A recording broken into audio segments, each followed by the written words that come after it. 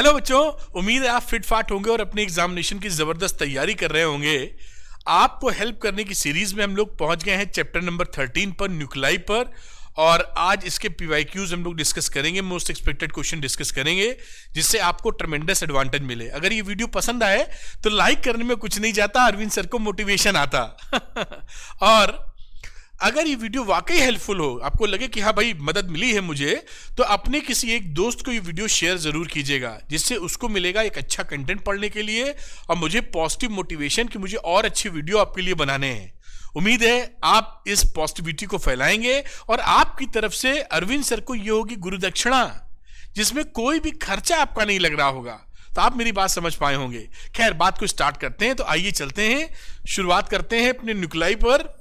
और ये PYQs and most expected questions बेटा, इसके डिस्कशन करेंगे। कई बच्चों को ऐसा रहता है कि सर जो आप यहाँ पर मुझे पढ़ा रहे हैं, बता रहे हैं, उनका पीडीएफ मुझे मिल जाए तो मुझे और आसानी होगी। तो उसका भी देखिए बंदोबस्त हो गया है। आप अरविंद एकेडमी टेलीग्राम चैनल को ज्वाइन कर लीजिए फ्री में। इसका लिंक डिस्क्रिप्शन में दिया हुआ है, क्लिक करके ज्वाइन कर लीजिए। वहां पर मैं आपको इसके प्रेजेंटेशंस पीडीएफ प्रोवाइड करता रहता हूं, जो आपकी पढ़ाई में आपको थोड़ा हेल्प ज्यादा कर देगी, जैसा आप सोचते हैं या मांगते हैं मुझसे। ठीक है।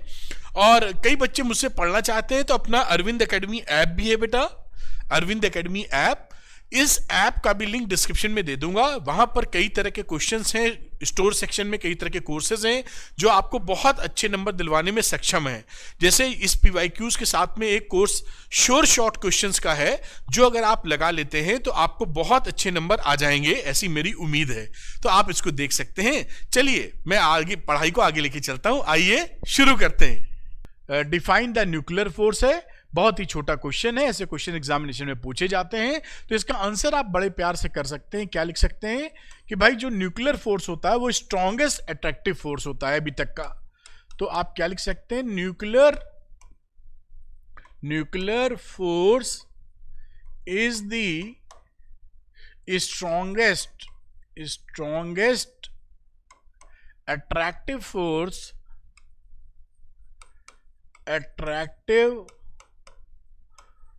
force which binds the nucleons।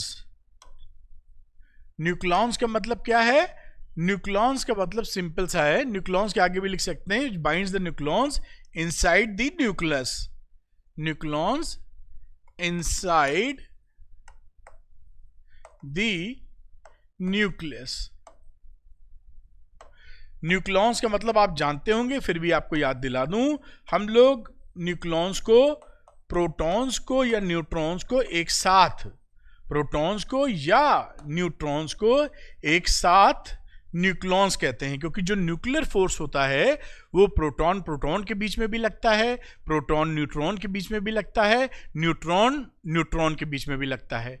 तो सबको, सबकी पकड़ बनाए रखता है, सबको एक न्यूक्लियस में बांध के रखता है। क्योंकि आप, अगर मैं थोड़ा सा समझा दूं, क्योंकि सीधे आगे बढ़ जाऊंगा तो मजा नहीं आएगा मुझे।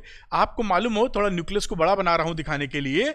मान लीजिए अगर दो प्रोटॉन इसके अंदर हैं, आंखों जैसा बना देता हूं ऐसे, तो ये बहुत छोटा न्यूक्लियस होता है ना बेटा, बहुत ही छोटा।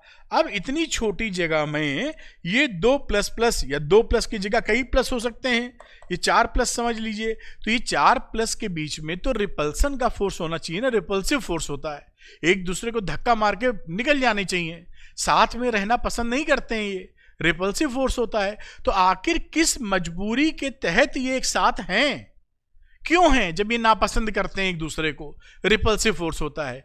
तो ये इसलिए एक दूसरे के साथ हैं क्योंकि इनको बांधने के लिए, इनको एक साथ रखने के लिए एक और ताकतवर फोर्स इनके ऊपर लग रहा है, जिसका नाम है न्यूक्लियर फोर्स। तो शॉर्ट रेंज फोर्स होता है और इस समय वो इनके ऊपर लग रहा होता है। जो कौन सा फोर्स लग रहा होता है इनके ऊपर? Nuclear force. न्यूक्लियर फोर्स जो कि काफी ज्यादा स्ट्रांग होता है इलेक्ट्रोस्टैटिक फोर्स से। इस वजह से इलेक्ट्रोस्टैटिक या कूलम्बियन फोर्स पे डोमिनेट कर जाता है और भारी पड़ जाता है। समझ रहे होंगे आप। इस वजह से इनको साथ में रहने पर मजबूर कर देता है। ये मामला है। आप समझ पाए होंगे। तो ये मैंने थोड़ा एडिशनल इसलिए बताया कि आपको समझ में आए कि नापसंद होने के बावजूद भी साथ में रहने पड़ रहा है, क्योंकि एक दूसरा डोमिनेटिंग फोर्स इनके ऊपर हावी है। खैर, ये बात आप समझ गए होंगे, डिफाइन दी न्यूक्लियर फोर्स। चलते हैं दूसरे क्वेश्चन की तरफ बेटा। ये अगर आप चाहें तो स्क्रीनशॉट ले लें। कई बच्चे कहते हैं कि सामने से हट जाया करिए सर, तो ये मैं हट गया हूं और जो कुछ भी था आपके सामने है। मेरे ख्याल से 1-2 सेकंड में आप ले लेते होंगे स्क्रीनशॉट। एक कदम आगे क्वेश्चन नंबर 2 पर आ चुके हैं और इसके अनुसार मैं यहां पर कलर को बदल लेना चाहूंगा और इसमें देखें, right any 2 characteristic properties of nuclear force. Nuclear force की 5-7 बड़ी ही सुंदर कैरेक्टरिस्टिक प्रॉपर्टीज होती हैं।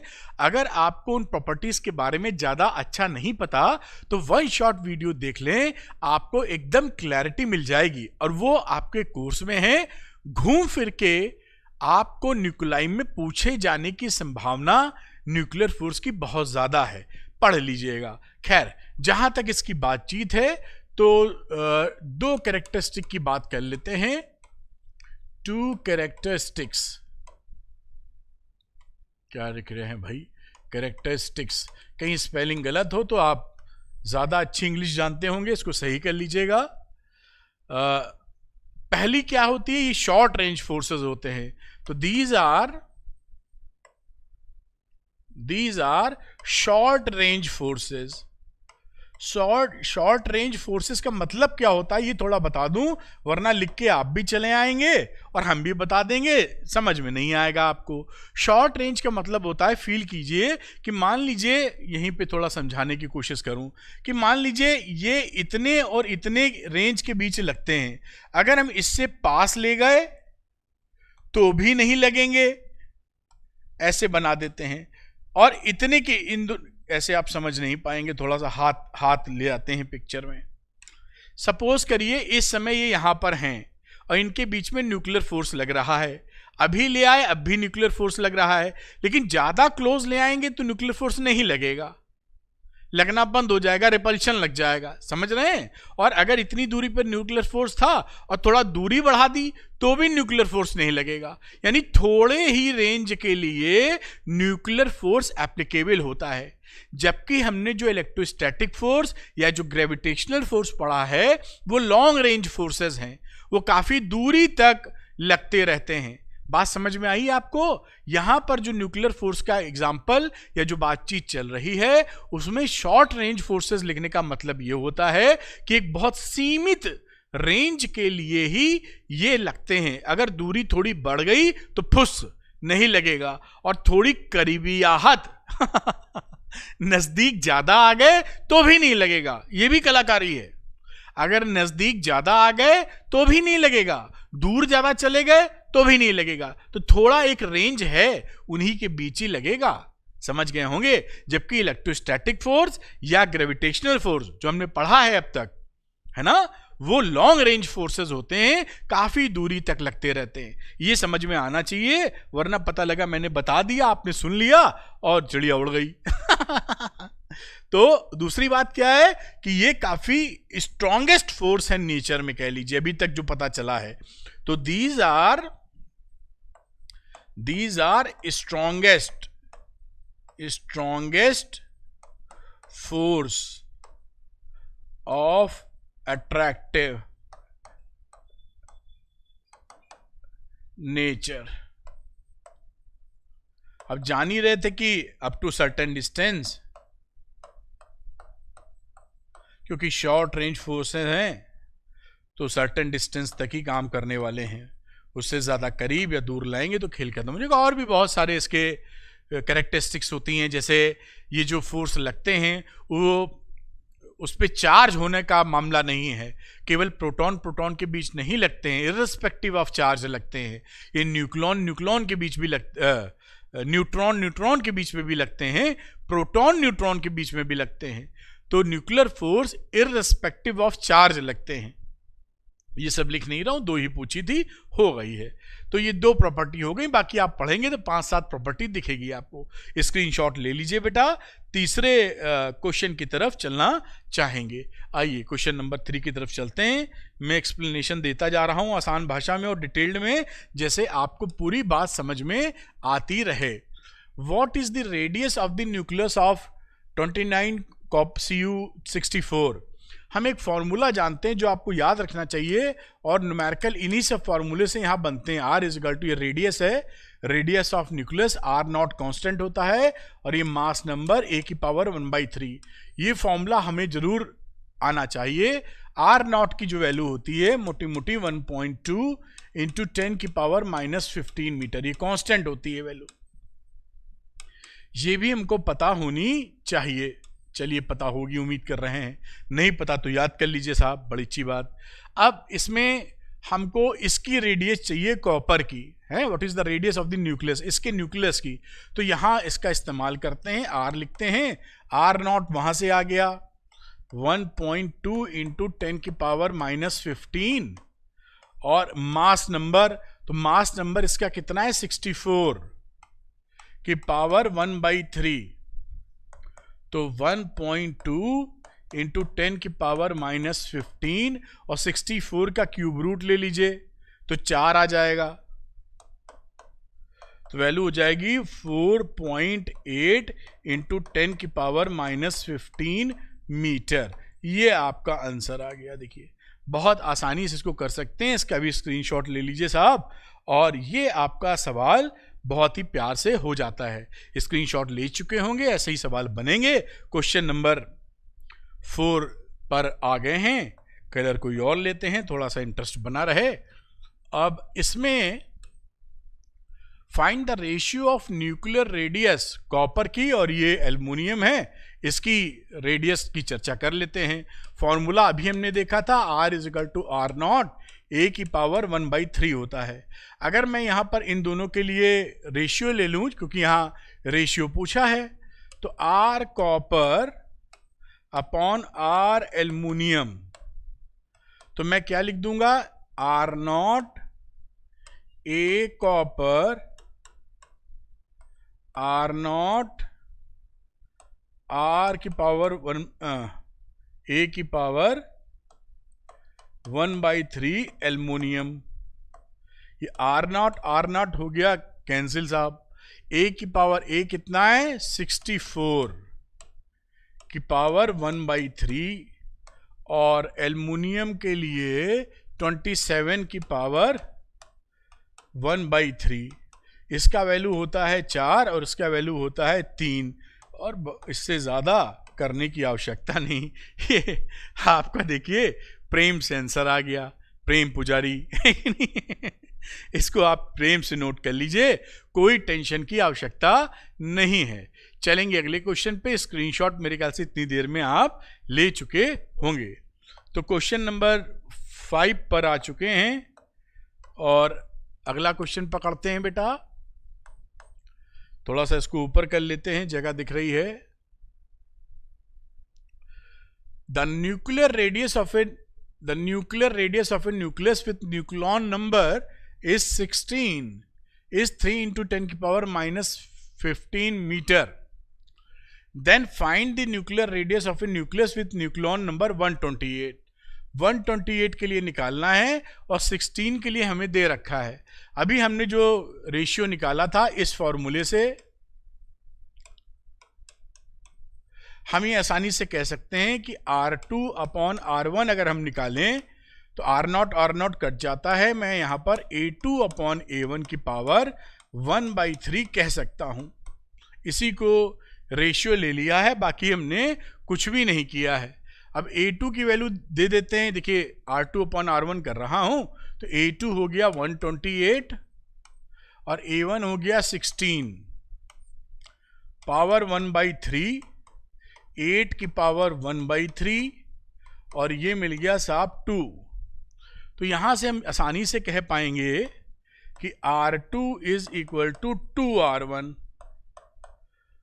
और R1 की वैल्यू इन्होंने बोली है 3 × 10 की पावर -15 मीटर, यानी 2 × 3 इंटू 10 की पावर -15 मीटर। इसको कैलकुलेट कर लीजिए तो वैल्यू आ गई 6 इंटू 10 की पावर -15 मीटर। ये आंसर रहा, this is the answer.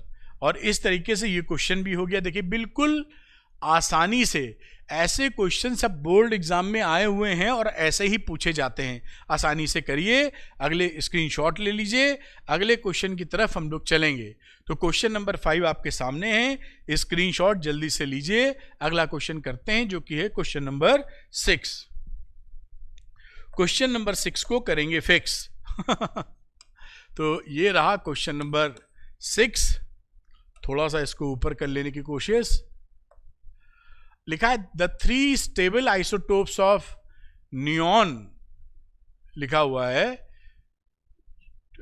10Ne20, 10Ne21 and 10Ne22 have respective abundance of 90.51%, 0.27%, 9.22%. The atomic masses of the 3 isotopes are 19.99U, 20.99U, 21.99U respectively. Obtain the average atomic mass of neon. तो average atomic mass कैसे निकालते हैं? Average atomic mass ए कह लीजिए, पहले लिखेंगे percentage में जितना था 90.51 इंटू जितना इसका मास है 19.99 यू भी लिख दो, U plus 0.27 into 20.99U plus 9.22 into 21.99U divided by 100। इस तरीके से एवरेज निकालते हैं आप। और अब कैलकुलेट जब करेंगे तो इसकी वैल्यू आ जाएगी 2017.7 अपॉन 100U, मतलब करीब करीब 20.18U। ये आपका आंसर हो जाएगा। तो ये बड़ी आसानी से इन सवालों को आप कर सकते हैं। देख लीजिए क्वेश्चन नंबर 6 हो जाता है। चलेंगे क्वेश्चन नंबर 7 पर। आइए चलते हैं क्वेश्चन नंबर 7 पे। स्क्रीनशॉट इसका ले ही लिया होगा आपने।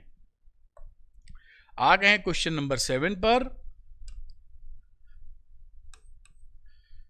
अब इसमें देखिए मास से एनर्जी बनने वाली बातें आ जाएंगी। 2011 में सवाल आया था और ऐसे सवाल आपसे पूछे जाते रहेंगे। When 4 hydrogen nuclei combine to form a helium nucleus, estimate the amount of energy in mega electron volt released in this process of fusion. Neglect the masses of electrons and neutrons. Mass of 1H1 दे रखा है और mass of helium nucleus दे रखा है 1U बराबर वगैरह वगैरह दे रखा है। तो अगर हम डेल्टा M की बात करें तो कितना हो जाएगा? 4M of 1H1 minus mass of helium. ये मास डिफेक्ट निकाल रहे हैं, उसी से एनर्जी निकालेंगे। तो एनर्जी रिलीज क्या हो जाएगी? डेल्टा M एनर्जी रिलीज क्या होती है? अगर मैं लिखूं energy released delta M into 931 MeV। अब यहां पर एनर्जी रिलीज्ड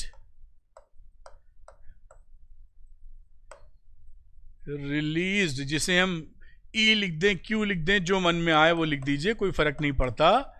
और डेल्टा M की जो वैल्यू थी ये एक बार लिख देता हूं आपके लिए, 4M 1H1 minus mass of 2He4, ये रहा mass defect into 931 MeV। Colour थोड़ा आप बदल लेते हैं जिससे आप डिफ्रेंशिएट आसानी से कर पाएं। तो 4M का मतलब है 4 into 0.07825 minus mass of helium 4.002603 into 931 MeV। इसको जब आप सॉल्व करेंगे, कैलकुलेट करेंगे, तो आ जाएगा 26.72 MeV, और यही आपका आंसर हो जाएगा। तो इस तरह से इन सवालों को तैयार रखिएगा।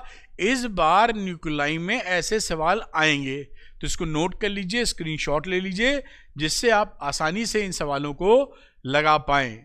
चलेंगे अगले क्वेश्चन पे। मेरे ख्याल से क्वेश्चन का स्क्रीनशॉट आपने ले लिया होगा, आसानी से कर पाए होंगे। चलते हैं अगले क्वेश्चन पे बेटा, और क्वेश्चन नंबर 8 पर हैं हम लोग। इन द न्यूक्लियर रिएक्शन, 2018 में आया हुआ सवाल है। इन द न्यूक्लियर रिएक्शन, ये रिएक्शन लिखी हुई है, neutron plus uranium 92 to 35 54 XeA BSR 94 + 2N। Determine the value of A and B। हमको AB निकालना है। ये देखिए यहाँ पर A ये लिखा हुआ है और B यहाँ पर ये लिखा हुआ है। इस AB की वैल्यू निकालना है। अब यहाँ पर number of electrons and number of protons remain same रहता है बोथ साइड ऑफ रिएक्शंस। तो as in nuclear process, the number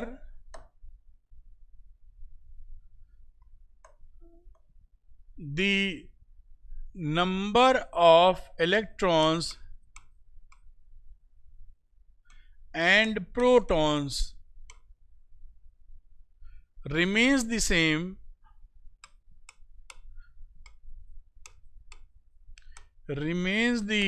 same on both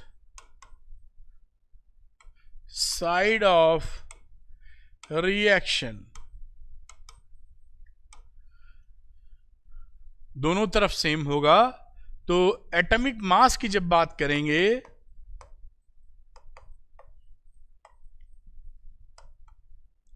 तो एटॉमिक मास में यहां न्यूट्रॉन है तो 0 ऐसे लिखेंगे, तो 1 + 235 बराबर A + 94, और ये 0 1 है तो 2 हो जाएगा, 2 × 1।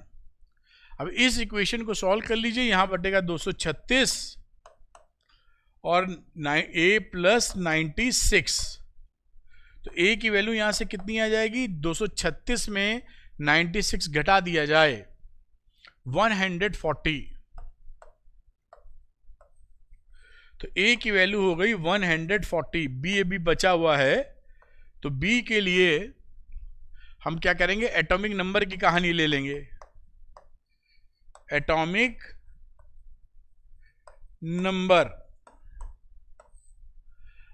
नंबर की बात करते हैं, तो लिखेंगे 0 + 92 = 54 + B + 2 × 0।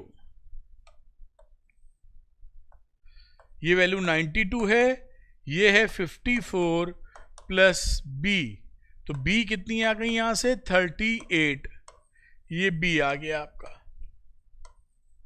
तो A यहां से, B यहां से, ये आप आसानी से देखिए यहां से बिल्कुल प्यार से निकाल पाएंगे। तो तरह तरह की वैरायटी के क्वेश्चंस निकाल पाएंगे।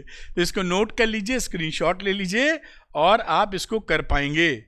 बिल्कुल आसानी से कर सकते हैं, डिफरेंट कॉन्सेप्ट लगाते हुए। जल्दी से स्क्रीनशॉट लें, फिर हम अगला सवाल लेने वाले हैं। ये आपने स्क्रीनशॉट ले लिया होगा।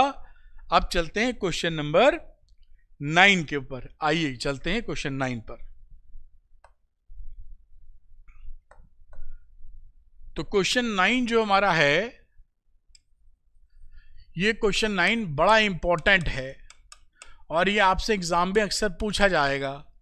How does the size of a nucleus depends on its mass number. ये तो बड़ी सिंपल सी बात है। इसका तो सॉल्यूशन सीधे हो गया, R = R0 ए की पावर 1/3, ये पहले वाले का जवाब हो गया। ठीक, दूसरा वाला जो पूछ रहा है, hence explain why the density of nuclear matter should be independent of the size of the nucleus.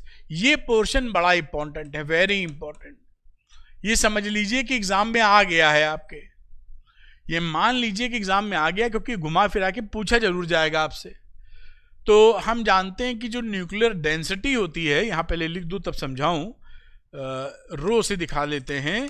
Nuclear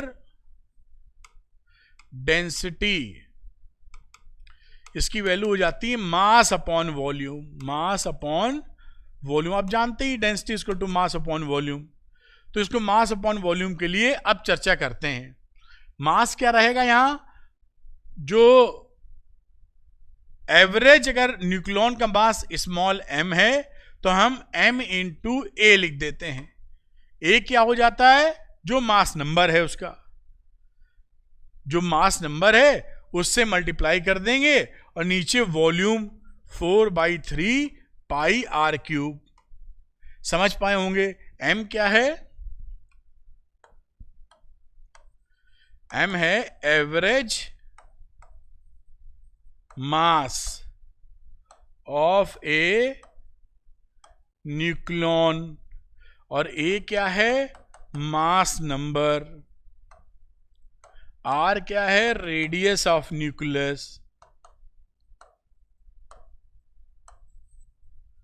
तो अगर ये एवरेज मास है एक न्यूक्लियॉन का और मास नंबर a है, तो न्यूक्लियस में इतने खिलाड़ी मौजूद है ना मास नंबर में। इसको और थोड़ा क्लियर कर देना मन कर गया करने का।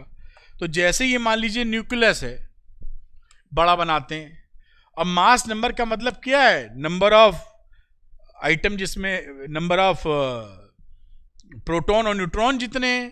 तो यहां पर प्रोटॉन मान लीजिए कई सारे हैं और कई सारे न्यूट्रॉन है इसके अंदर, ऐसे है सिचुएशन। तो एक क्या होता है, ये यहां पर 5 हो जाएगा। तो अगर एक का मास, यहां पर एक का मास m ले रखे हो और 5 खिलाड़ी हैं, तो टोटल इसका न्यूक्लियस का जो मास है वो कितना कह दोगे, 5m, क्योंकि इस समय a बराबर 5 है। समझ पाए हो। इसी तरीके से अगर a मास नंबर है और एक का मास, एवरेज मास m है, तो मास ऑफ न्यूक्लियस ma हो गया। ये मास किसका है, न्यूक्लियस का मास है भाई, और किसी चीज का थोड़ी है। और ये वॉल्यूम किसका है, न्यूक्लियस का। ये डेंसिटी किसकी है, न्यूक्लियर डेंसिटी है। पूरी चीज क्लियर कर दी, जिससे आप कहीं भी भड़के नहीं।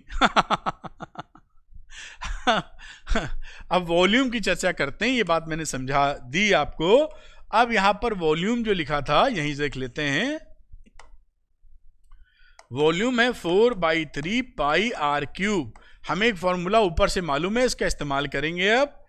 और 4/3 पाई, इसकी जगह लिख देंगे r0 a की पावर, रुक जाओ भाई, a की पावर 1/3 का पावर क्यूब। r की जगह मैंने ये वैल्यू सब्स्टिट्यूट कर दी है, तो ये वैल्यू आ गई 4/3 पाई r0 का क्यूब और a। ये देखिए ठीक है कि नहीं, बिल्कुल ठीक है साहब। अब मैं ये वैल्यू वॉल्यूम की जगह पूरी वैल्यू चिपका दूंगा यहां, यानी रो की वैल्यू अब क्या हो गई, यहां से बात करूं तो रो इज, ये जो कि न्यूक्लियर डेंसिटी है, ma अपॉन ये पूरा वॉल्यूम था भाई 4/3 पाई r0 क्यूब इंटू a। मैं हट जाता हूं, आप तसल्ली से देख लें एक बार। अब यहां पर देखिए ऊपर और नीचे a जो है वो कट जाएगा, और एक थोड़ा सा नीचे करना पड़ेगा, और ये रो की वैल्यू आ जाएगी बेटा जी m अपॉन, चाहो तो 3 ऊपर मैं नीचे ही लिख रहा हूं, जैसे आपका दिमाग डिस्टर्ब ना हो, r0 क्यूब। अब देखिए ये हमारा आ गया, what is this, this is nuclear density.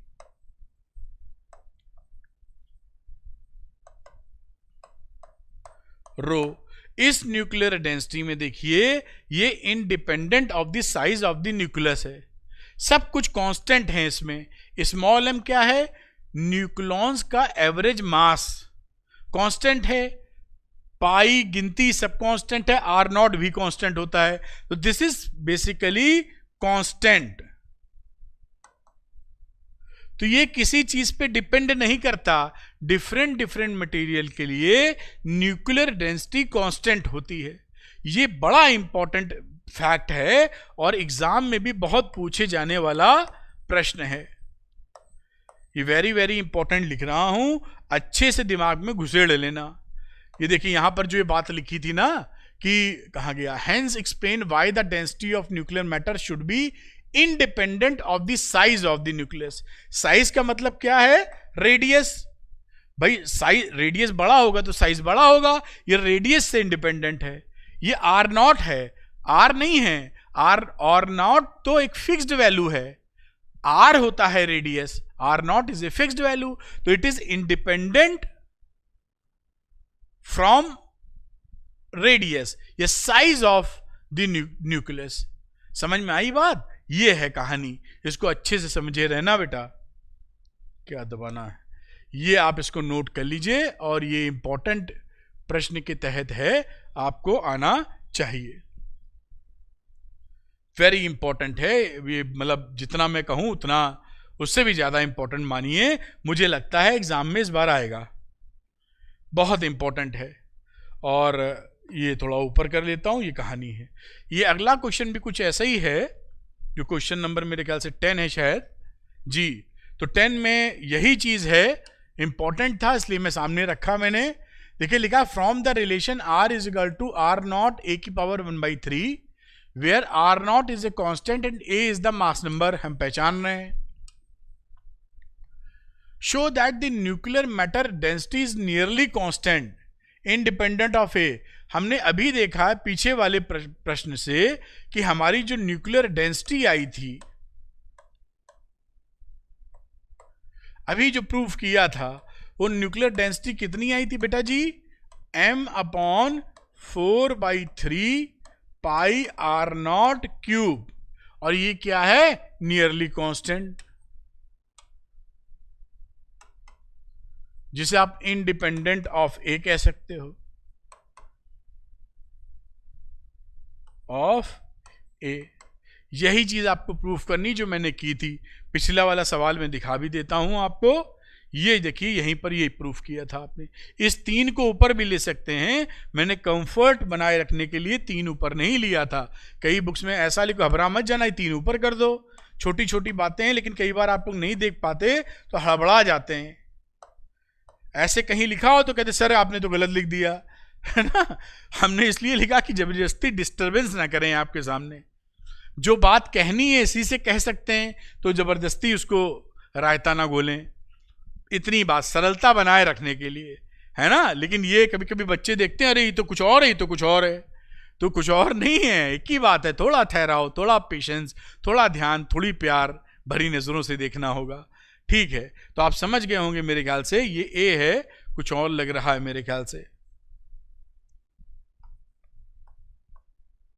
तो इसको भी स्क्रीनशॉट ले लें और बात आगे चलेंगे इसके आगे। तो क्वेश्चन नंबर 10 इस तरह बन जाता है। चलेंगे क्वेश्चन नंबर 11 की तरफ। ये आ गया question number 11। This is again a very very important question आपके एग्जामिनेशन के लिए।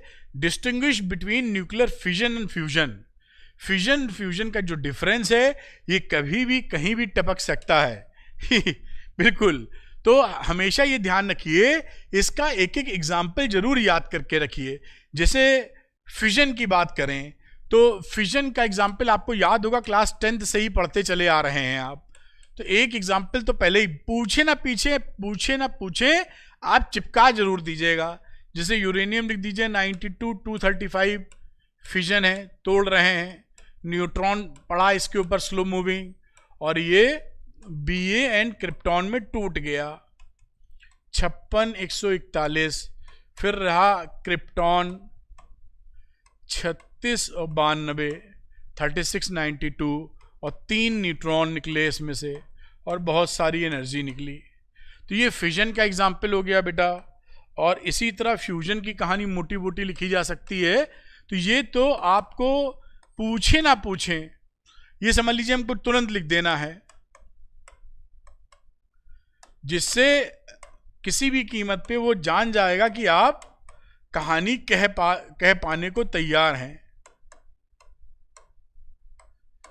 ये फिजन और फ्यूजन के एक एग्जाम्पल हो गए साहब, तो तुरंत ही लिख दीजिए।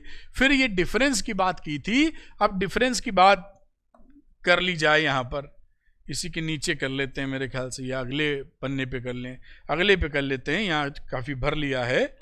तो यहाँ पर अगली बात अगर करी जाए तो हम लिख सकते हैं न्यूक्लियर फिजन और फ्यूजन। तो फिजन लिख लेते हैं यहां,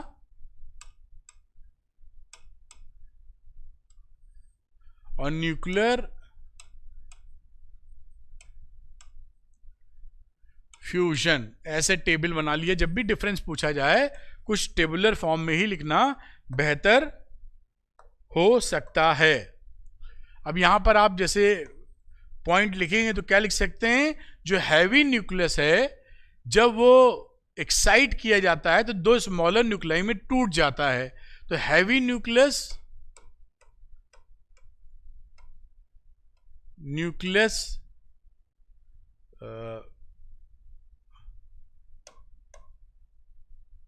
heavy nucleus when excited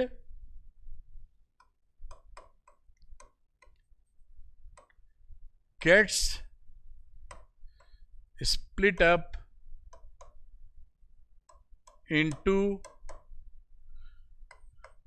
two smaller nuclei। ये इसकी कहानी है। उधर क्या होता है, दो लाइटर न्यूक्लियाई मिलके हैवी न्यूक्लियस बना लेते हैं। तो यहां की बात करें अगर, चलिए यहीं लिख लेते हैं कि two lighter nuclei fuse together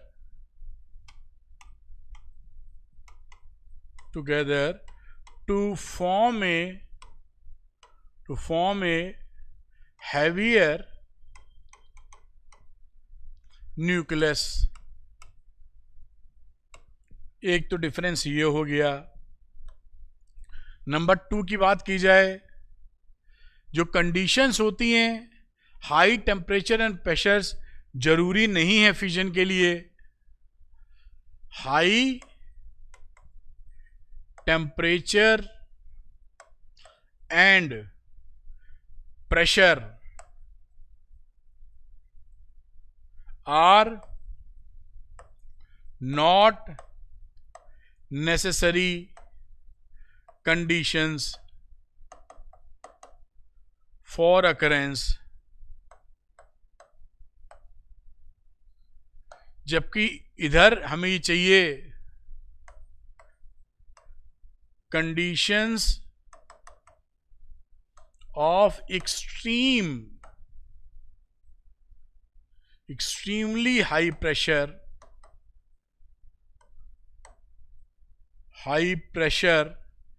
and temperature are necessary। यहां पर हाई प्रेशर और हाई टेम्परेचर जरूरी होता है।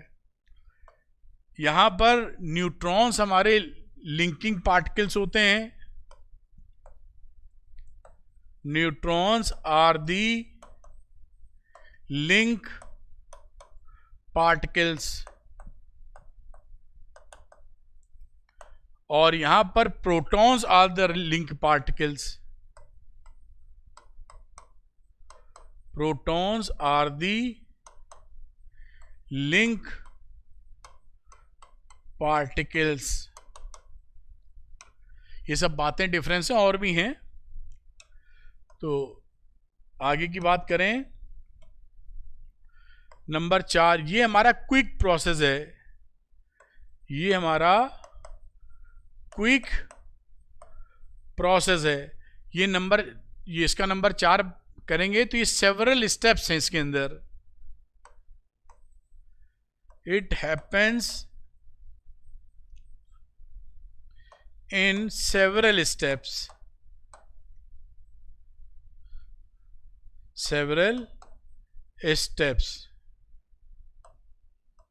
Sufficient time लग जाता है. Needs sufficient time.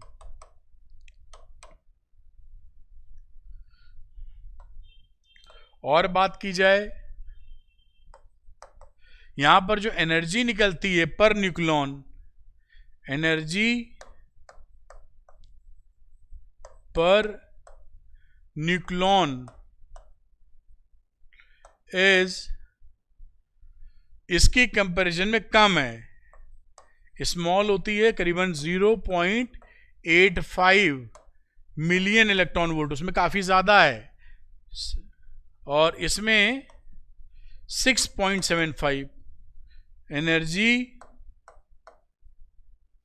पर न्यूक्लॉन इज 6.75 MeV, लार्ज होती है. तो इसमें एनर्जी थोड़ी कम होगी, फ्यूजन में काफी ज्यादा होती है. और इसमें जो मटेरियल निकलता है वो हार्मफुल रहता है, थोड़ा वेस्ट जो होता है. तो आप क्या कह सकते हैं, it produces harmful waste, radio active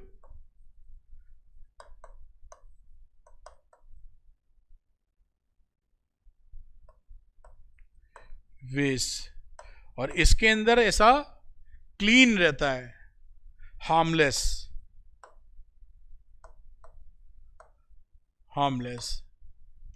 stock की बात करें, काफी मैंने लिख दिए हैं. लिमिटेड स्टॉक्स,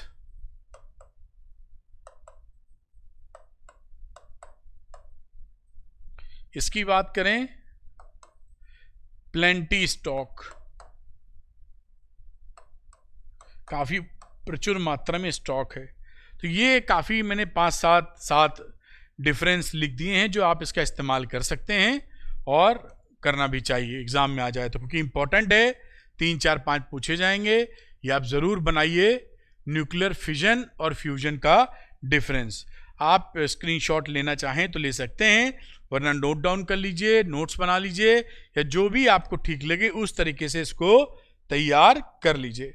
ये आपके सामने है, स्क्रीनशॉट लेना हो, नोट करना हो, या जिस भी तरीके से आप कंफर्टेबल हो उसका इस्तेमाल करें.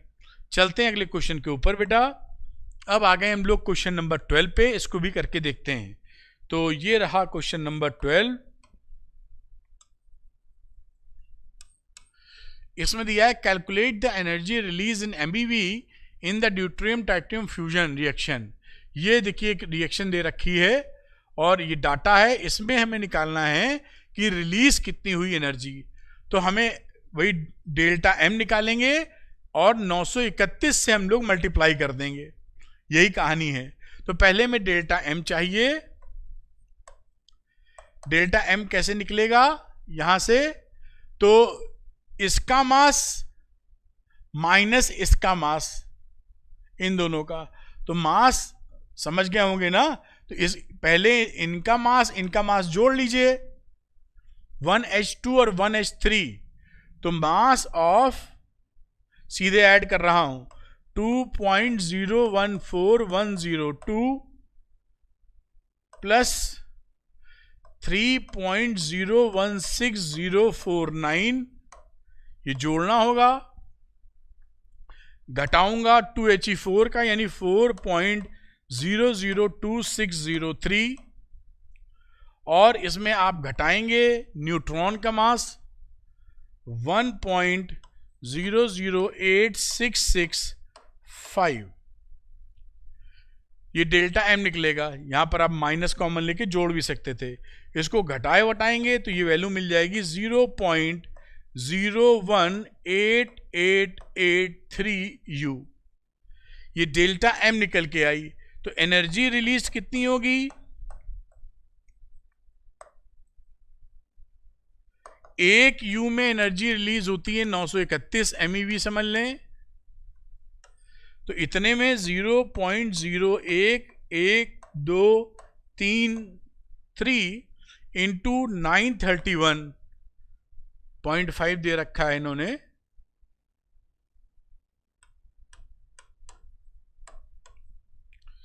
$931.5 से कर दीजिए मल्टीप्लाई, तो ये वैल्यू आपको करीब करीब मिल जाएगी 17.589 MeV and that is the answer. ये आपका आंसर आ गया। कुछ भी नहीं करना है, ऐसे ही सवाल एग्जाम में पूछे जाएंगे। डेल्टा एम निकालो और 931 से मल्टीप्लाई कर दो। इसको नोट कर लीजिए, बहुत ही आसानी से इसको आप कर पाएंगे। स्क्रीनशॉट ले लिए होंगे। चलेंगे अगले क्वेश्चन पे, क्वेश्चन नंबर 13 पर। ये रहा क्वेश्चन नंबर 13। ये भी बहुत आसान है। इस क्वेश्चन में आपको classify the following 6 nuclides into isotone, isotopes, isobars में बताना है। तो आप इसको वीडियो को पॉज कर लीजिए और देखिए, आंसर करके कमेंट सेक्शन में आंसर दीजिए। देखिए कि आपका आंसर सही आ रहा है कि नहीं। ट्राई करके देखिए। कोशिश करने वालों की हार नहीं होती। ट्राई मारिए। मैं तब तक थोड़ा पानी पी लेता हूं, आप ट्राई मारे, देखते हैं क्या आंसर आने वाला है। हाँ,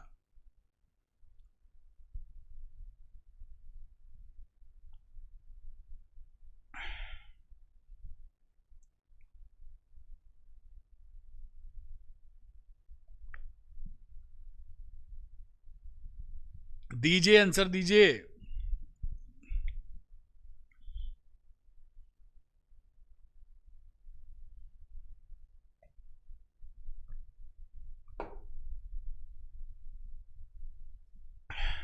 आगे चलते हैं। उम्मीद है कई बच्चों का इसमें सही निकल रहा होगा। तो पहली बात करते हैं बेटा आइसोटोन्स की। आइसोटोन्स में जिसमें नंबर ऑफ न्यूट्रॉन सेम मिल जाते हैं, तो कौन कौन से रहे? एक तो रहा मरकरी, दूसरा रहा AU 80 Hg 198, AU 79, थोड़ा दूर लिख देना चाहिए, AU 79 197। इसमें से सब्सट्रैक्ट करेंगे तो वैल्यू कितनी निकलेगी? और इसमें से भी जो इसमें निकलेगी, मतलब आप घटा दें तो मेरे ख्याल से वैल्यू निकलेगी 118, है ना? हाँ जी, 118 और 80, 118 और यहां भी कितनी निकलेगी? 118। तो नंबर ऑफ न्यूट्रॉन्स दोनों में सेम है 118, इसलिए कहानी इसकी बन गई आइसोटोन्स। नंबर 2 की बात करते हैं आइसोटोप्स की। आइसोटोप्स, तो आइसोटोप्स में कौन कौन से हो गए? कार्बन और कार्बन। तो 12C6 14C6 ये आइसोटोप्स हो गए बेटा। इसके बाद आइसोबार्स थे। आइसोबार्स, तो आइसोबार्स में कौन कौन से रहे? हीलियम और हाइड्रोजन। तो हीलियम और हाइड्रोजन, तीन एटॉमिक दिख रहा है, बराबर है। इस तरीके से ये 2019 में आइसोटोन्स, आइसोटोप्स, आइसोबार्स आ गए और इसका स्क्रीनशॉट ले सकते हैं। चलेंगे अगले क्वेश्चन पे, जो कि है क्वेश्चन नंबर 14। तो क्वेश्चन नंबर 14 पे आ गए हैं हम लोग। देखते हैं इसमें क्या पूछ रहे हैं हमसे। A neutron is absorbed by a lithium nucleus with the subsequent emission of an alpha particle. Calculate the energy released in MeV in this reaction. ठीक है, तो ये रिएक्शन आपको मालूम होनी चाहिए। ये फेमस रिएक्शन है, बहुत सवालों में पूछी जाती है। मैं लिख देता हूं Li6 plus neutron 2He4 plus 1H3 और साथ में एनर्जी निकली। तो ये आपको एक आइडिया होना चाहिए इस रिएक्शन का, नहीं पता लगा बिल्कुल हवा में ही निकल जाए सारी बात।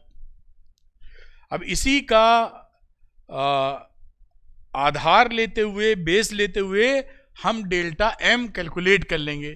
तो इनिशियल मास का मतलब है इन दोनों का मास जोड़ लीजिए। तो यहां पर अगर मैं निकालने जाऊं और मैं लिखूं इनिशियल मास, तो इनिशियल मास का मतलब है इन दोनों का मास। तो लिथियम का मास कितना है? 6.015126 प्लस न्यूट्रॉन का मास 1.0086654। इसको जोड़ेंगे तो वैल्यू आ जाएगी 7.0237914। उम्मीद है स्क्रीन पे जो लिखा है आपको दिख पा रहा होगा। ये इनिशियल मास है। फिर निकालेंगे फाइनल मास।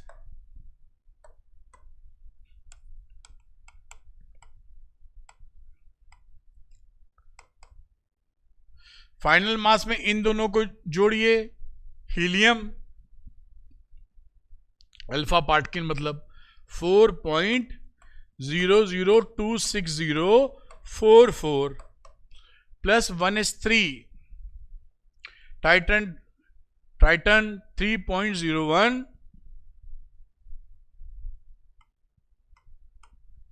सारे जीरो तो छोड़ दीजिए इसको जोड़ेंगे तो आ जाएगा 7.0126044। ये वैल्यू आई।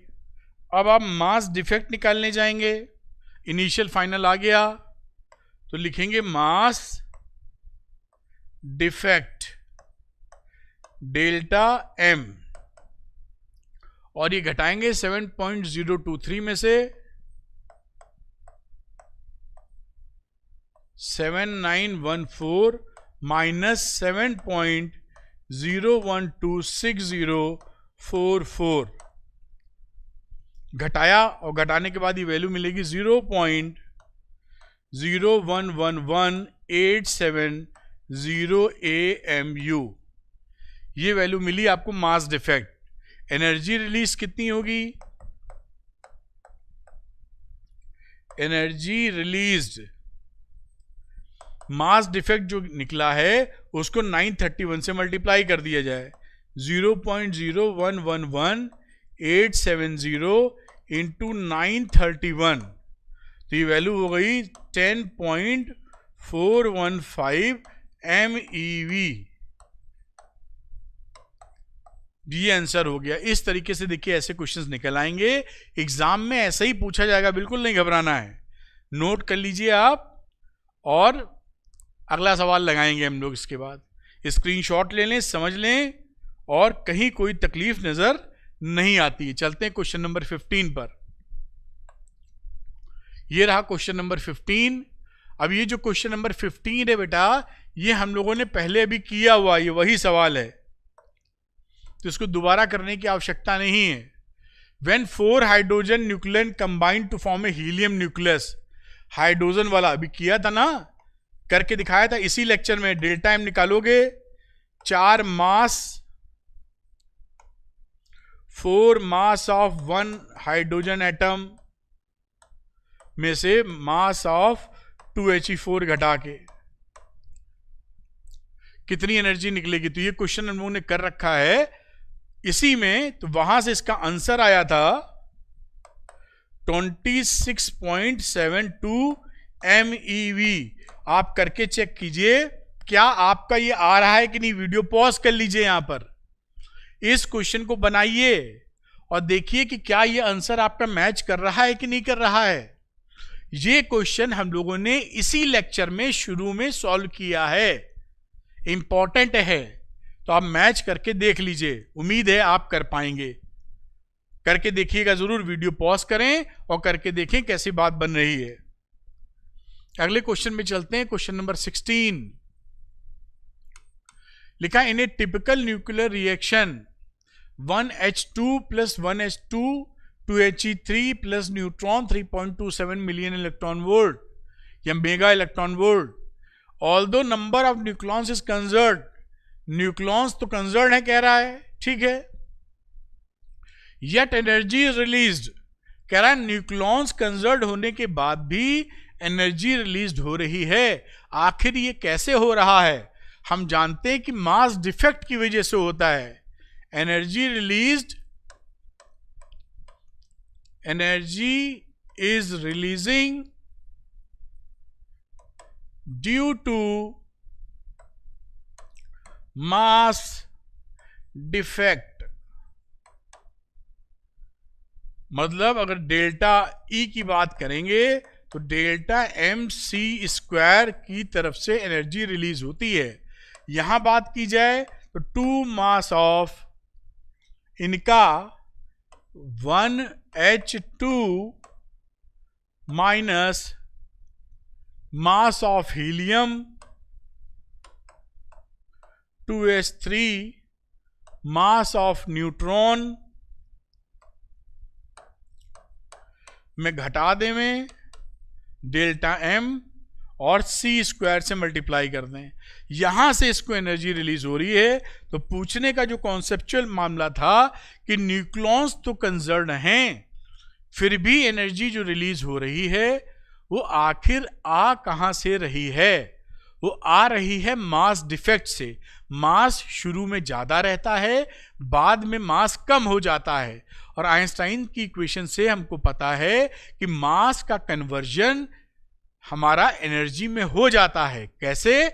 इस इक्वेशन के हिसाब से, mc² के हिसाब से। इसीलिए मास एनर्जी में कन्वर्ट हो जा रहा है। समझ गए होंगे मेरे ख्याल से। स्क्रीनशॉट ले लें और क्वेश्चन नंबर 17 की तरफ हम लोग मूव कर रहे हैं। ये आ गए हम लोग क्वेश्चन नंबर 17 की तरफ। क्वेश्चन नंबर 17 पर हैं, a neutron is absorbed by a 3Li6 nucleus with subsequent emission of an alpha particle.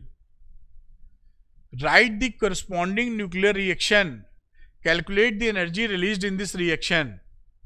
फिर वही क्वेश्चन टाइप है। अगर मैं Li की बात करूं 3,6, वही रिएक्शन है, बहुत इंपॉर्टेंट है लेकिन 2He4 plus 1H3 plus Q, अभी जो किया था बहुत इंपॉर्टेंट है। अगेन इनिशियल मास इसकी बात करें, फाइनल मास की बात करें और घटा के अगर इनिशियल मास की बात करें, यहां पे देखिए इस तरीके से मैं एक बार फिर से कर देता हूं आपके सामने, ऐसे बना लो और यहां लिख दो इनिशियल मास। चलिए एक बार और सही, तो इनिशियल मास में लिथियम का मास ऑफ लिथियम 3,6, तो हो गई वैल्यू 6.015126 AMU। फिर मास ऑफ न्यूट्रॉन, इसकी वैल्यू है 1.00866 1.0086654।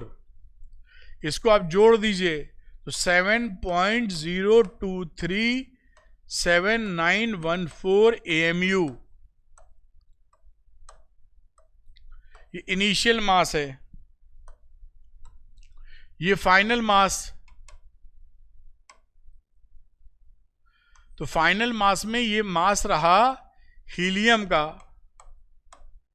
और ये हीलियम का मास कितना है 4.00260 AMU। फिर मास ऑफ 1H3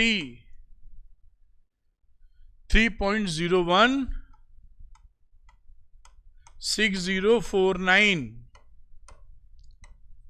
इनको आप जोड़ दीजिए यहां पर, जब जोड़ेंगे तो 7.0237914 0.186,534 AMU। ये इनिशियल और फाइनल मास निकल आया। मास डिफेक्ट की बात करेंगे,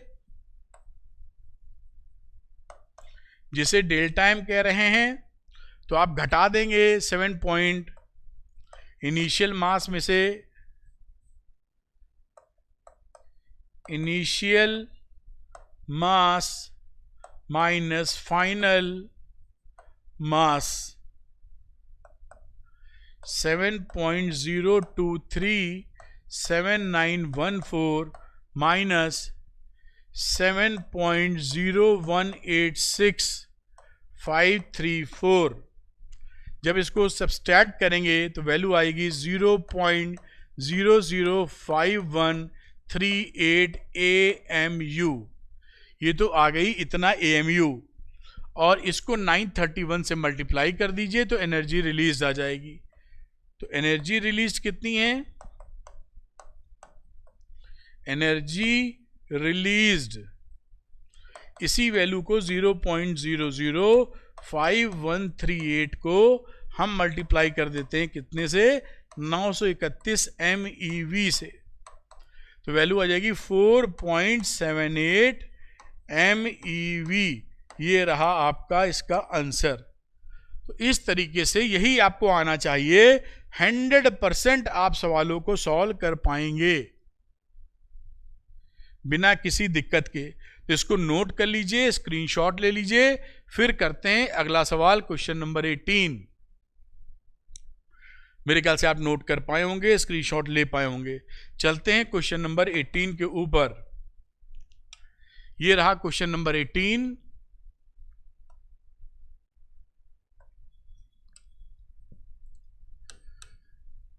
Assume that a neutron breaks into a proton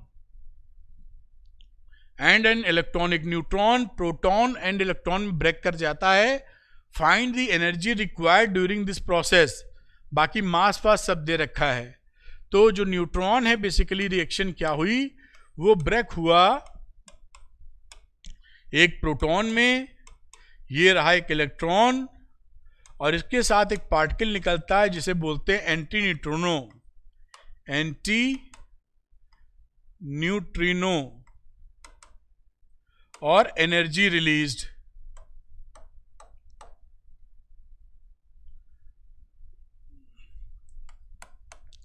proton, electron, neutron. आप इसका जो मास होता है एंटी न्यूट्रिनो का, ये बहुत ज़्यादा कम होता है। तो आप ऐसा मान लीजिए कि मासलेस है, ठीक, तो इसके मास को कंसीडर नहीं करेंगे हम लोग। तो ये रिएक्शन हो गई पहले तो ये रिएक्शन हमको आनी चाहिए, तो थोड़ा बनाते बनेगा, वरना दिक्कत आ जाएगी। ठीक है, अब इस चर्चा को आगे बढ़ाने का वक्त आ गया। अब अगर हमें डेल्टा एम निकालना हो, मास डिफेक्ट, तो हम क्या करेंगे? मास ऑफ न्यूट्रॉन में से घटाएंगे मास ऑफ प्रोटॉन,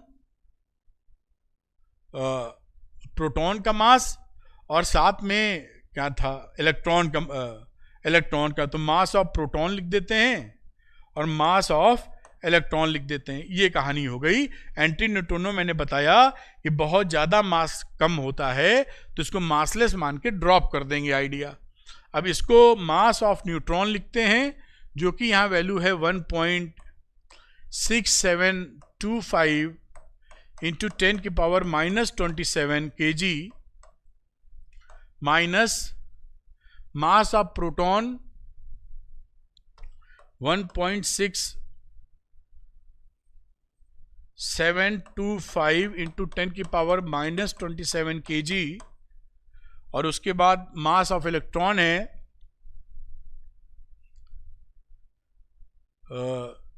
9 इंटू 10 की पावर -31 किलोग्राम। तो यहां पर हमने देखा कि ये पूरी वैल्यू और ये पूरी वैल्यू कैंसिल हो गई। तो डेल्टा एम में वैल्यू आई कितनी? -9 इंटू 10 की पावर -31 kg। अगर एनर्जी रिलीज की हम बात करें, या एनर्जी की इधर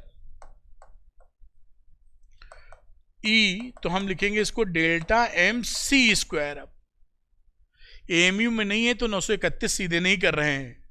अब यहां पर माइनस साइन जो बता रहा है वो एनर्जी निकलेगी कि देनी पड़ेगी, इतनी बात है, तो माइनस साइन को ड्रॉप कर देते हैं। तो एनर्जी रिक्वायर्ड है इसलिए माइनस हो गया है, मिलेगी नहीं, चाहिए एनर्जी। ठीक, तो डेल्टा एम की वैल्यू हो गई 9 इंटू 10 की पावर -31, माइनस साइन ड्रॉप कर दिया, रिक्वायर्ड है एनर्जी इसलिए, इंटू सी की वैल्यू मालूम है 3 इंटू 10 की पावर 8 का स्क्वायर। अब इसको सॉल्व कर लेंगे, सॉल्व करने के बाद वैल्यू आ जाएगी 0.511 MeV, मेगा इलेक्ट्रॉन वोल्ट। ये आंसर है। इस तरीके से क्वेश्चन बना सकते हैं और इसको आप सॉल्व कर सकते हैं। मेगा का मतलब 10 की पावर 6 होता है, ध्यान रखिएगा। इलेक्ट्रॉन वोल्ट में कन्वर्ट करने के लिए 1.6 इंटू 10 की पावर -19 का यूज किया जाता है। तो ये सब आप कैलकुलेशन कर लीजिएगा, ये आपके लिए छोटा सा कैलकुलेशन, और बाकी पूरी फिजिक्स कैसे लगनी है वो मैंने आपको समझा दी है। तो इस तरह से इसका स्क्रीनशॉट ले सकते हैं और आप इसको बना सकते हैं।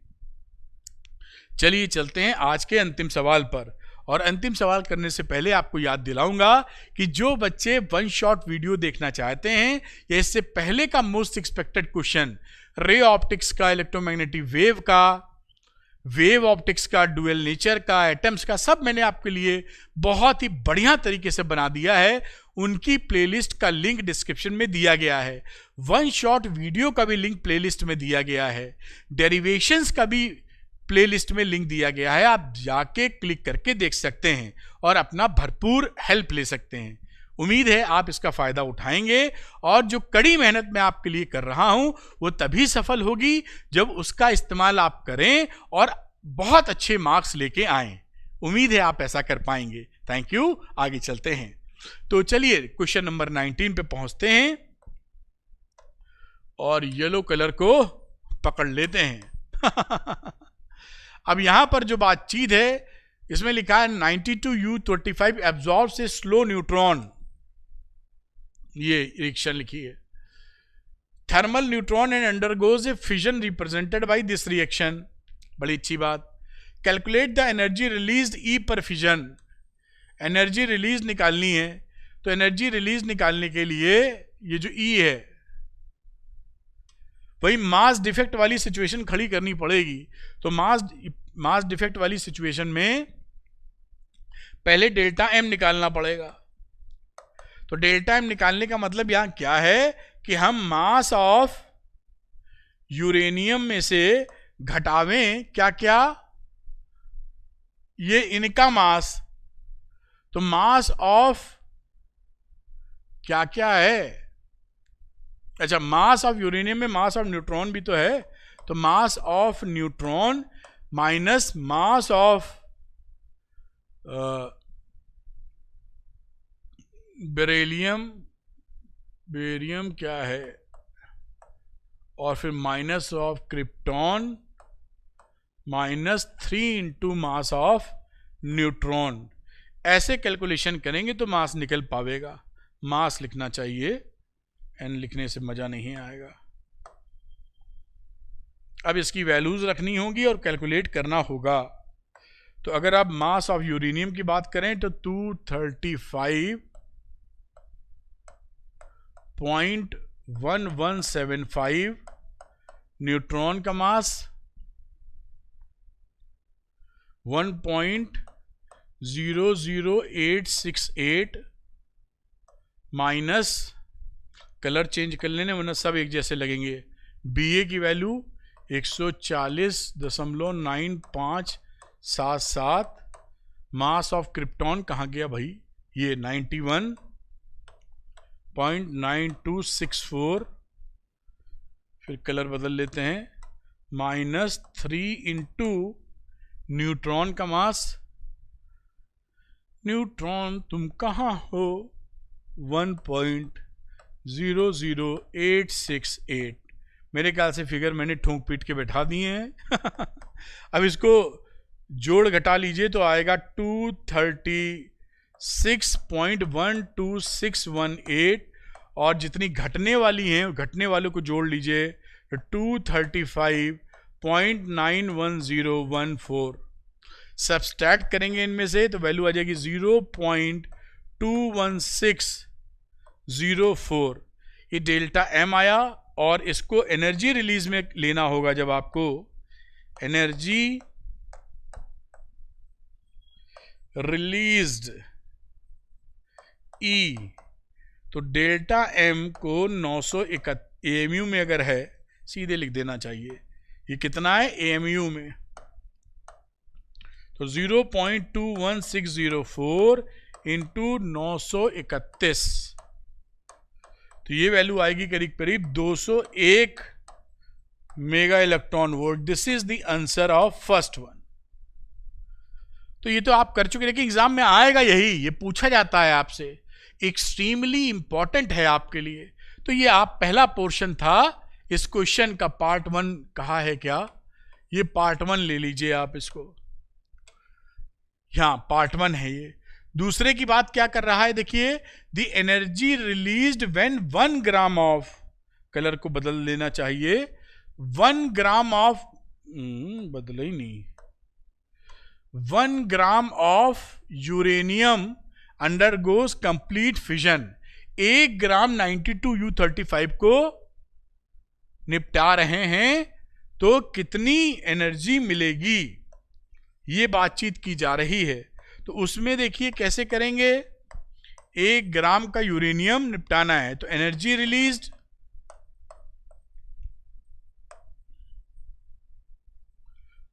अवोगाद्रो नंबर ले लो, 1 मोल वाली कहानी अपॉन 235।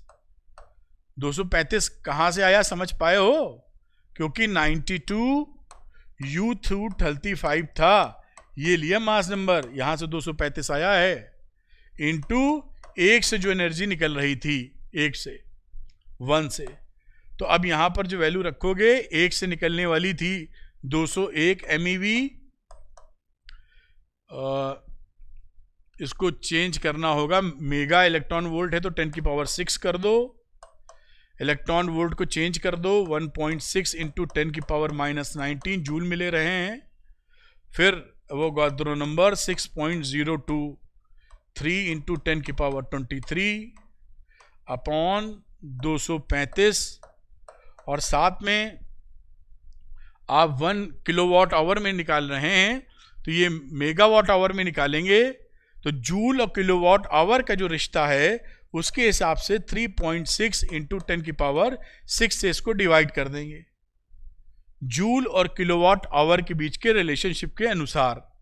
और ये जो टोटल वैल्यू यहां निकलेगी जाके वो 22.84 मेगावाट आवर बनेगा। ये किसकी, ये एनर्जी की यूनिट है, जैसे किलोवाट आवर एनर्जी की यूनिट होती है। और ये जो फैक्टर आपने डिवाइड किया है, जूल और किलोवाट आवर में जो रिलेशनशिप होती है वो आपको पता है, 10th क्लास में सीखी थी। 1 joule is equal to how much kilowatt hour, उससे डिवाइड किया है, क्योंकि हमें ये किलोवाट आवर की जगह 10⁻6 था तो मेगावाट आवर में आंसर दे दिया है। ये आपका कहानी पूरी खत्म हो जाती है। तो ये मैंने हर तरह के क्वेश्चंस, इसको आप स्क्रीनशॉट ले लीजिए, करके देख लीजिए आप, ये देखिए करके देख लीजिए, स्क्रीनशॉट ले लीजिए, हर तरह के क्वेश्चंस को इंक्लूड कर दिया है, जिससे आप बहुत बहुत बहुत अच्छी प्रिपरेशन कर सकें। और यहां पर देखिए, जिससे जो भी आपके 10 साल में 12 साल में क्वेश्चंस आए हैं, हट जाऊं पहले, स्क्रीनशॉट आप ले सकें।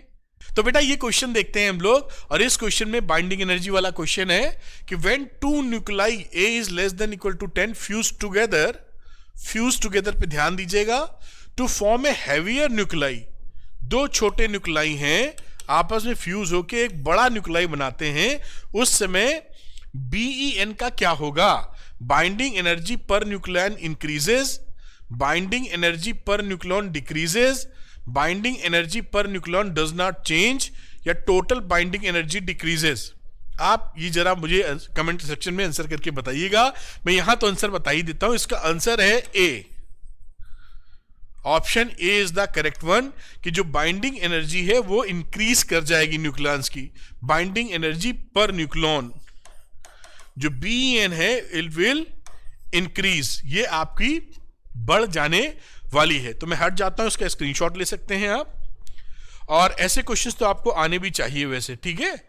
तो चलिए अगले क्वेश्चन की तरफ चलते हैं, और ये देखिए अगला क्वेश्चन इसमें है कि if both the number of protons and neutrons in a nuclear reaction is conserved, in what way is mass converted into energy और vice versa. Explaining given one example. तो एग्जाम्पल सबसे बढ़िया आप दे सकते हैं यूरेनियम का ही 92U235, ये जो फ्यूजन वाला एग्जाम्पल होता है, एक न्यूट्रॉन की टक्कर मरवा दीजिए और बेरियम या क्रिप्टॉन निकलवा देते हैं। बेरियम 56 141 प्लस क्रिप्टॉन 36 92 और साथ में 3 न्यूट्रॉन और यहां पर एक अच्छी खासी करीबन 200 MeV के बराबर एनर्जी। तो ये एग्जाम्पल हो गया। अब यहां पर देखिए कैसे आपका एनर्जी कन्वर्ट होता है। सपोज करिए इसका जो मास है वो m1 है और इस पूरी कहानी का जो मास है वो m2 है। तो there is a difference between m1 m2, mass में डिफरेंस होता है। दोनों तरफ मास में सेम मास नहीं होता।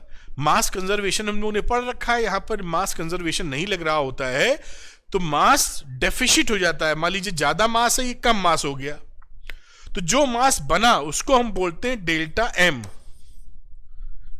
Delta M, there is difference in mass, और यही डेल्टा एम आइंस्टाइन की इक्वेशन के अनुसार डेल्टा एम सी स्क्वायर के फॉर्म में एनर्जी में कन्वर्ट हो जाता है। Converted in energy, converted in energy, और इस तरीके से हमारा एनर्जी में कन्वर्जन हो पाता है।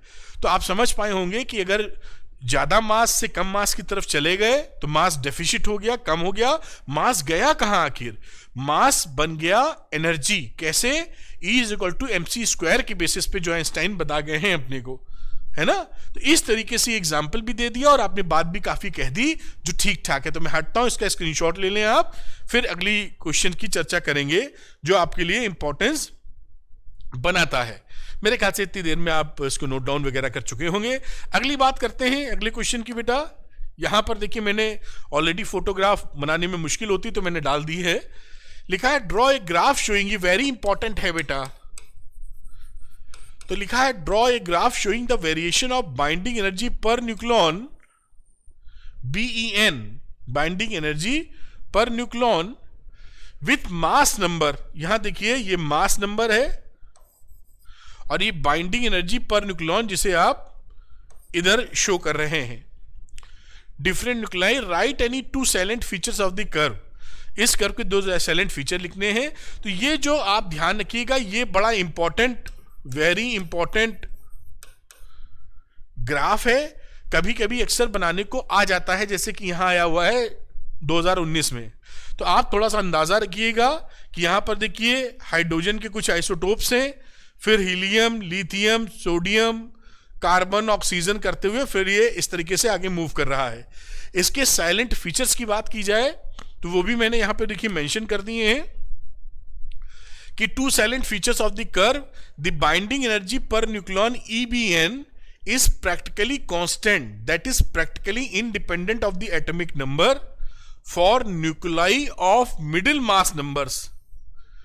जो 30 और 170 के बीच में है वहां पर जो मास नंबर हैं, 30 का मतलब हो जाएगा करीबन यहां से लेकर, और 170 मतलब यहां कहीं, इतने के बीच में ये देखिए BN यहां देखिए लगभग बराबर के आसपास है। तो 30 से 170 के बीच में BN लगभग मास नंबर पे डिपेंड नहीं कर रही होती है, जो इस ग्राफ में आपको दिखा है, और यहां पर मेंशन भी है। The curve has a maximum value of about 8.75 MeV for A is equal to 56। A is equal to 56 के ऊपर यानी 56 के आसपास ये आयरन आप समझ लीजिए, आयरन का MeV सबसे ज्यादा, और and has a minimum value of 7.6 minimum नहीं है, and has a value of 7.6 MeV for A is equal to 238। 238 के लिए 7.6, 238 के लिए करीबन यहां कहीं आएगी ये 238 के लिए 7.6 के आसपास ये दिखा रहा है। तो ये आपको यहां से समझ में आया। नंबर 2 देख सकते हैं कि EVN is lower for both light nuclei, A is less then 30 and heavy nuclei A is greater than 170। 30 से कम वालों के लिए, 30 का मतलब ये 25 के आसपास लग रहा है, इनके लिए BEN कम हो जाती है, देखिए काफी, और 170 के ऊपर भी BEN घटती है इधर। तो ये 2 साइलेंट फीचर हैं, इसको मैं दिखा देता हूं, इसको आप नोट भी कर सकते हैं। ग्राफ तो आपको किताब में मिल ही जाएगा, ये भी मिल जाएगा, वैसे इसको आप नोट भी कर सकते हैं। मैं हटता हूं, नोट कर लीजिए जिससे बात कंप्लीट हो जाए। तो मैं हट जाता हूं। क्वेश्चन ये है, ग्राफ पहचानते होंगे आप, फिर भी आपको आना चाहिए मतलब, और ग्राफ देख लिया होगा। इसके बाद जो साइलेंट फीचर थे वो भी आप देख लीजिए। मैं हट जाता हूं और आप इसको नोट कर लें बेटा। तो बेटा आपने देखा कि किस तरीके से हम लोगों ने पूरे चैप्टर को कवर कर लिया है। उम्मीद करता हूं कि ये वीडियो आपके लिए बहुत हेल्पफुल रहा होगा।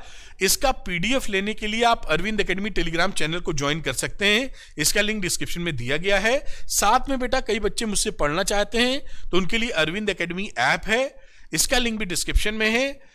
स्टोर सेक्शन में कई ऐसे स्ट्रॉन्ग कोर्सेज हैं जो आपको बहुत अच्छे नंबर दिलवा सकते हैं। अगर आप एक बार उसको देखिए, उन कोर्सेज को, जो भी सुटेबल कोर्स आप ले सकते हैं। इसके साथ मुझे श्योर शॉर्ट क्वेश्चंस का कोर्स काफी बैलेंस लगता है, लेकर आप काफी अच्छे नंबर ला सकते हैं। अगर वीडियो पसंद आया हो तो लाइक करने में कुछ नहीं जाता, अरविंद सर को मोटिवेशन आता। और अपने किसी एक दोस्त को वीडियो जरूर शेयर कीजिएगा जिससे उसे मिले एक पॉजिटिव और अच्छा कंटेंट और मुझे पॉजिटिव मोटिवेशन कि मुझे आपके लिए और अच्छे वीडियो इस तरीके से बनाने हैं। उम्मीद करता हूं कि मैं आपकी मदद कर पा रहा हूं। Thank you very much, wish you all the best. मिलते हैं दूसरी वीडियो में। Thank you, good luck to you.